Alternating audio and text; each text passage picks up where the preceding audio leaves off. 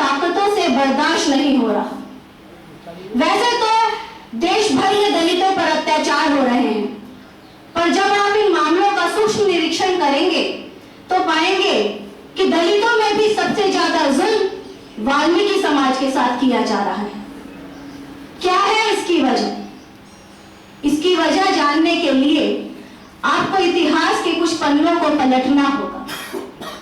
आपको जानना पड़ेगा कि महाज्ञानी, कविराज, राजगुरु कहे जाने वाले महर्षि वाल्मीकि जी का नाम सफाई कर्मियों की जाति के साथ कब और कैसे जुड़ गया। साथियों, ये तो आप जानते ही हैं कि दलित हमारे समाज के मूल निवासी हैं, हमारे देश के मूल निवासी हैं। जब आर्यों ने देश में आगमन किया तो ये इस देश के हुक्मरान हुआ करते थे, और जब आर्यों ने इनकी सत्ता को कब्जाने की कोशिश की तो मूल निवासियों से उनके युद्ध हुए, और जिस समाज ने सबसे ज्यादा उनका विरोध किया, ब्राह्मणवाद का सबसे ज्यादा विरोध किया, उनके कार्य जो भी वो कर्म कांड करते थे उसमें विघ्न डाला, उनके यज्ञों को भंग किया, उस समुदाय को आर्यों ने भंगी का नाम दे दिया। यानी उनके यज्ञ करने वालों को उन्होंने भंगी नाम दिया। उसके बाद जब इन्होंने सत्ता हासिल की, आर्यों ने, जिन्हें आज आप ब्राह्मण के नाम से जानते हैं, तो फिर उन्होंने वर्गों में बांटा समाज को, और जो शूद्र, हमारे जो मूल निवासी थे, उनको शूद्र वर्ण में डाल दिया गया। और शूद्रों में भी जिन लोगों ने सबसे ज्यादा उनकी नाक में दम कर रखा था, जिन्हें उनके यज्ञ भंग करने के कारण उन्होंने भंगी का नाम दिया, उनको सफाई और मैला उठाने का काम दिया गया।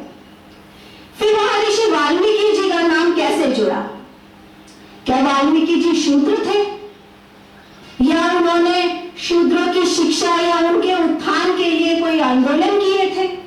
नहीं, बल्कि उस समय तो अगर कोई शूद्र मंत्र सुन ले या उसका उच्चारण कर ले तो उसको अपनी जान से हाथ धोने पड़ते थे, और राम के द्वारा ऋषि शंभुक का वध इस बात का प्रमाण है। साथियों, अगर आप इतिहास को खंगालेंगे तो पाएंगे कि सन 1925 से पहले कभी भी हमारे इस वर्ग के साथ वाल्मीकि जी का नाम नहीं जोड़ा गया। कभी भी समाज को वाल्मीकि समाज के नाम से नहीं संबोधित किया गया। फिर 1925 में ऐसा क्या हुआ? 1925 में हुई थी आरएसएस की स्थापना, और ये वो दौर था 20वीं शताब्दी का जब दलित उत्थान आंदोलन अपने चरम पर थे। महाराष्ट्र में बाबा साहब अम्बेडकर, उत्तर भारत में स्वामी अच्युतानंद, और पंजाब में मंगू राम जी के आंदोलन पुरजोर से चल रहे थे। दलित आंदोलनकारी दलितों को उनके साफ सुथरे काम अपनाने और स्वाभिमान से जीवन जीने के लिए प्रेरित कर रहे थे, और भारी संख्या में दलित अपने पारंपरिक पेशों को छोड़कर आदि धर्म को अपना रहे थे, जिसकी वजह से तथाकथित स्वर्ण समाज में चिंता की लहर दौड़ी। उन लोगों को यह लगने लगा कि अगर सफाई कर्मी वर्ग ने भी अपना काम छोड़ दिया तो हमारा घर कौन साफ करेगा, हमारे घर तो नर्क बन जाएंगे। और इसी डर ने जन्म दिया एक षड्यंत्र को।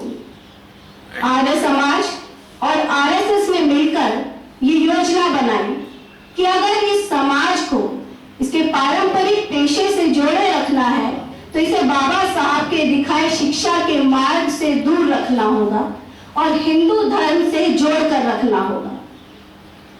और इस काम की जिम्मेदारी आर्य समाजी पंडित और आरएसएस के कार्यकर्ता अमीर चंद शर्मा को दी गई। अमीर चंद शर्मा ने सफाई कर्मियों के मोहल्ले में आना जाना शुरू किया, उनसे मेलजोल बढ़ाया, उनकी समस्याओं पर काम करना शुरू किया। और जब उन भोले भाले शिक्षित लोगों ने उस व्यक्ति को पर भरोसा करके उसे अपना नेता मानना शुरू कर दिया तो उसने उन्हें दलित आंदोलनकारियों के खिलाफ भड़काना शुरू किया। उन्हें ये बताया कि हिंदू धर्म से आपका अटूट रिश्ता है। रामायण के रचयिता महर्षि वाल्मीकि के कुल से हैं आप, और हिंदू धर्म और उसके ग्रंथों के अनुसार चलने में ही आपका हित है।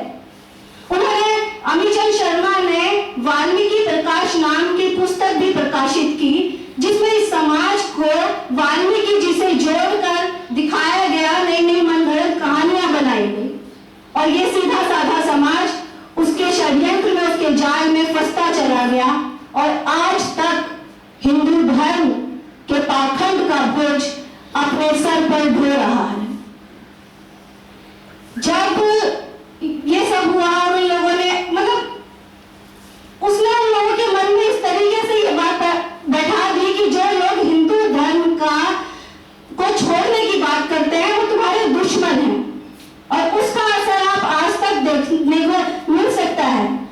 वाल्मीकि समाज के ज्यादातर युवा आज भी अशिक्षित हैं, नशे की गिरफ्त में हैं, और यही कारण है कि देश भर में सबसे ज्यादा जुल्म इस समाज पर हो रहा है, क्योंकि शिक्षा की कमी है, और शिक्षा की कमी होने की वजह से सामाजिक और आर्थिक रूप से भी कमजोर और पिछड़ गया है समाज। साथियों, अगर आप अपने समाज को आगे बढ़ता हुआ देखना चाहते हैं तो हिंदू धर्म के कर्मकांडों से तो छुटकारा पाना पड़ेगा। महात्मा ज्योतिबा फुले कहा करते थे कि एक पीढ़ी का पाखंड दूसरी पीढ़ी की परंपरा बन जाता है। यही हुआ हमारे समाज के साथ भी। साथियों, आप अपने आसपास नजर घुमाकर देखिए, जिस दलित वर्ग ने बाबा साहब के दिखाए शिक्षा के मार्ग को चुना है और हिंदू धर्म के पाखंड को त्यागा है, उनका उत्थान होता चला गया है। वो शिक्षित और समृद्ध ही नहीं हुए, बल्कि सत्ता तक पहुंचे हैं। और अगर आप भी चाहते हैं कि हम आगे बढ़ें, तो इस शिक्षा की राह को अपनाना पड़ेगा। जब महर्षि वाल्मीकि जैसे महाज्ञानी का नाम हमारे समाज के साथ जुड़ ही गया है, तो उनकी जयंती के इस शुभ अवसर पर ये प्रण लीजिए कि अपने आने वाली नई पीढ़ियों को शिक्षा के मार्ग पर आगे बढ़ाएंगे, और जिस धर्म ने हमें अछूत का दर्जा दिया, हमें गुलाम बनाकर रखा, उसकी छाया भी अपने बच्चों पर नहीं पड़ने देंगे। अगर हमारे किसी भाई बहन को